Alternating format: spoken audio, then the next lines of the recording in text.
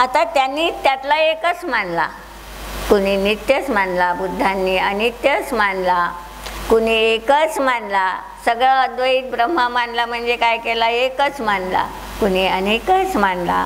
अशांना एकांताचे म्हणतात. म्हणून अन्य मतवादींनी मानलेल्या एकांताचे खंडन जे केल्या जातं, असे अनेक न्यायाचे ग्रंथ आहेत आपल्या याच्यात. आधी त्यांची मांडणी केल्या जाते की ते काय काय मानतात, मग आपली मांडणी केल्या जाते आणि मग त्याच्यावर सांगितल्या जाते की आमच्या मांडणीतून आम्ही पाहतोय आता तुमच्या मांडणीकडे, तेव्हा तुमच्या मांडणीत कुठं कुठं दोष आम्हाला आढळले ते दोष दाखवल्या जातात आणि मग त्याच्याकडून कबूल करून घेतल्या जातं की तुम्ही म्हणता ते सत्य आहे, आमचं चुकलं होतं. असा एक न्यायग्रंथांचा हा परिपाठ असतो. तर न्यायग्रंथाच्या द्वारे आज जगाला जे सगळ्या आपल्या आचार्यांनी जैन धर्माचा झेंडा फडकवला आहे तो युक्तीच्या आधारावर फडकवलेला आहे. आणि म्हणून ते सांगता आहेत की दुसऱ्या मताचं खंडन करून, प्रश्न तो उभा राहील तुम्हाला, कोणाला राहिला नाही पण मागे येणार आहे तुम्हाला प्रश्न, खंडन आचार्य करू शकतात का नाही, दुसऱ्याला दुखवल्या जाईल का नाही, काय होईल, प्रश्न तर आहेच मोठा. काय होईल आता बरं, सांगायला बोलले तेव्हा ते 6व्या गुणस्थानात आलेले आहे, असू द्या ना, पण खंडन करणं ते करू शकतात का नाही, करावं का नाही, सगळेच प्रश्न उभे राहतील उद्या. तर खंडन केलं याचा अर्थ त्यांना दुखवण्याचं नाही, वस्तू व्यवस्था जेव्हा दाखवायची. आता तुम्हाला कुणालाच जे काही गोष्टी आवडतच नाही आम्ही सांगतो त्या, हे माहीत आहे आम्हाला, तर तुम्हाला आवडते म्हणून ते आम्हाला द्यायचं आहे का जे सत्य आहे ते द्यायचं आहे, काय आहे वस्तू व्यवस्था अशी आहे हे त्यांना सांगायचं आहे.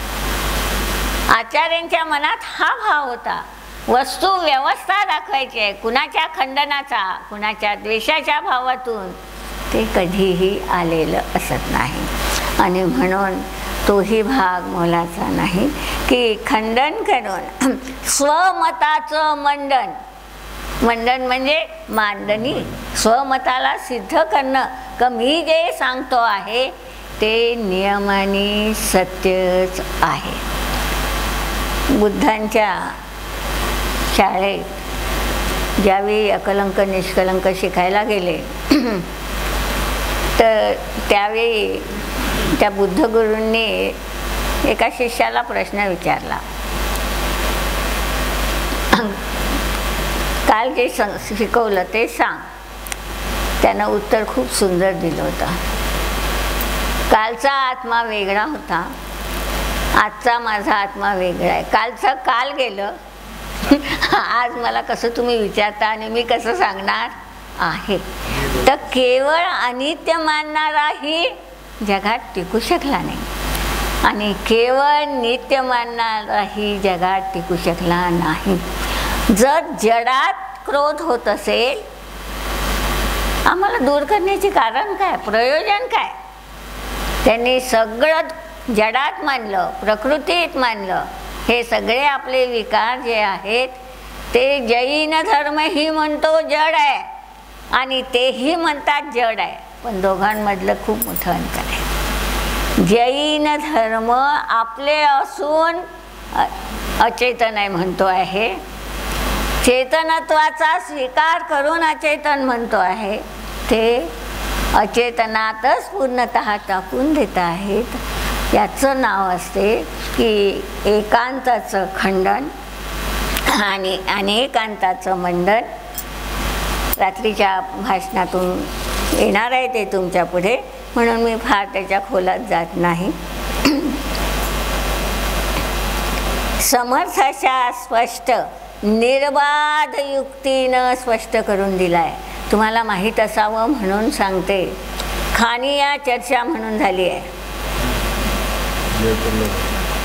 कुठं झाली आहे? जयपूरला झाली आहे. माहीतरी असावं किती मोठा प्रयास केला आहे त्या लोकांनी.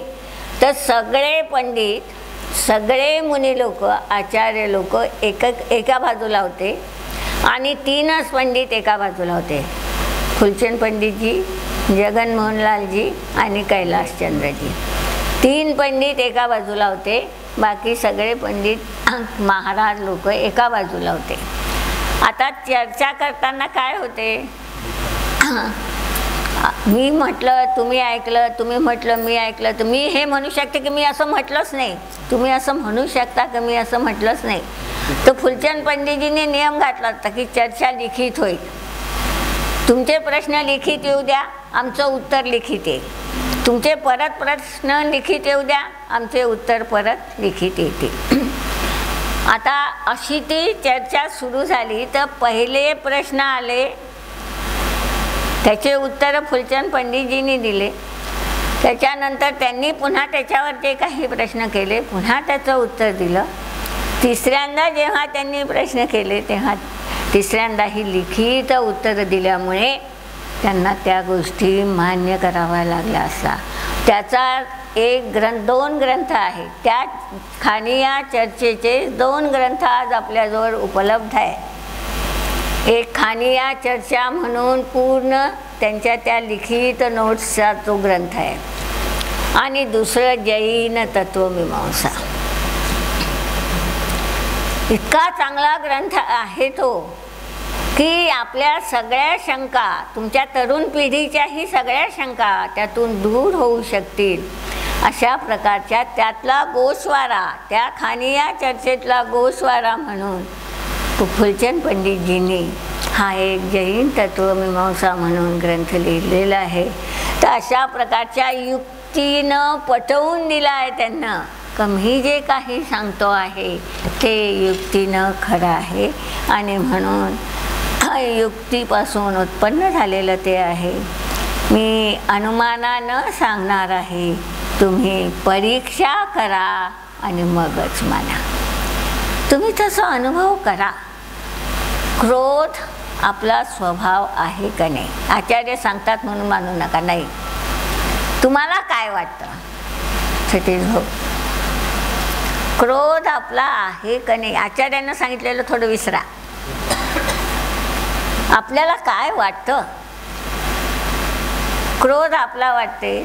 जर तो आपला असेल तर आपल्याला सदा करावं वाटेल, सदा करावं वाटतो. कधी ना कधी त्याची उबग येते का नाही येत. ज्या अर्थी त्याची उबग येते त्या अर्थी तो आपला नाही. तर अशा अनुभवातून आपण त्याचा ज्ञान करून घेऊ शकतो. आता तिसरा आहे गुरुप्रसाद. गुरूंच्या प्रसादातून मिळालेलं आहे. ते लोक प्रसादासाठी किती धडपडतात सगळ्यांना माहीत आहे. आम्ही मात्र त्या प्रसादापासून वंचित राहतो आहे, याची खंत तर जीवनात येऊ द्या निदान. परमगुरु अर्हंत, अपरमगुरु गणधराधिक आचार्य कडून प्रसाद रूपात दिला आहे. त्यांनी महान अनुग्रहपूर्वक शुद्ध आत्मतत्वाचा उपदेश आदेश दिला. आता थोडं लक्षात घ्यायचं आहे. अर्हंताच्या बाबत तर नाही म्हणता येणार आहे की त्यांना अनुग्रह आला, पण आचार्यांच्या जीवनात अनुग्रह आला आहे की मी जसं माझं आत्म्याचं कल्याण करून घेतलं तशा जगातल्या माझ्या सगळ्या बांधवांना देखील आपल्या आत्मकल्याणाचा मार्ग सापडावा. हा राग आलाय. राग कशा आलाय त्यांच्या जीवनात, म्हणजे त्यांना बिचाऱ्यांना आपल्यासाठी हे सगळं आपलं धर्म सोडावा लागला, खाली आले. आम्ही किती कृतज्ञ, किती कृतज्ञ का आम्हाला स्वाध्याय करावं वाटू नये. जे त्यांनी एवढ्या याच्यातून आमच्यासाठी केलं आणि त्या जिनवानीला आम्ही कृतज्ञ होतो आहोत. थोडी खंत करा म्हणतात.